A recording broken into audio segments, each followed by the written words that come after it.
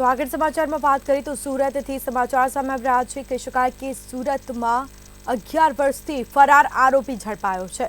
તો 11 વર્ષથી ફરાર આરોપી ઝડપાયો. ધાડના ગુનામાં દિનેશ ઉર્ફે ફરાર જે હતો આરોપી તે ઝડપાયો છે. એમપીના મોવરીનામાંથી ક્રાઇમ બ્રાન્ચે તેને પકડી પાડ્યો છે. 2013માં સાગરીતો સાથે જ્વેલર્સમાં લૂંટ કરી હતી. હાલ તેને ઝડપી પાડવામાં આવ્યો અને કાયદેસરની કાર્યવાહી હાથ ધરાઈ છે. વરાછા વિસ્તારની એક જ્વેલર્સની દુકાનમાં લૂંટ ચલાવી હતી. તો કહી શકાય કે હાલ પોલીસે 11 વર્ષથી ફરાર આરોપીને ઝડપી પાડ્યો છે. તો ક્રાઇમ બ્રાન્ચને સફળતા મળી. 2013માં સાગરીતો સાથે જ્વેલર્સમાં લૂંટ કરી હતી. આખરે તેને પોલીસે ઝડપી પાડ્યો છે. 11 વર્ષથી ફરાર આરોપી ઝડપાયો છે.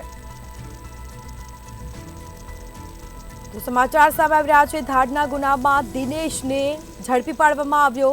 સમગ્ર મામલે કાયદેસરની કાર્યવાહી પણ હાથ ધરાશે.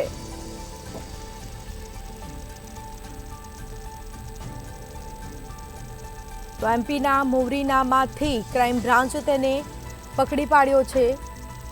કહી શકાય કે સમગ્ર મામલે કાયદેસરની કાર્યવાહી પણ હાથ ધરાશે. 2013માં સાગરીતો સાથે જ્વેલર્સમાં લૂંટ ચલાવી હતી. સુરતમાં 11 વર્ષથી ફરાર આરોપીને આખરે ઝડપી પાડવામાં આવ્યો. તો આખરે પોલીસને સફળતા મળી છે. ધાડના ગુનામાં દિનેશ ફરાર હતો. 11 વર્ષથી ફરાર હતો. હાલ તેની ધરપકડ કરવામાં આવી છે.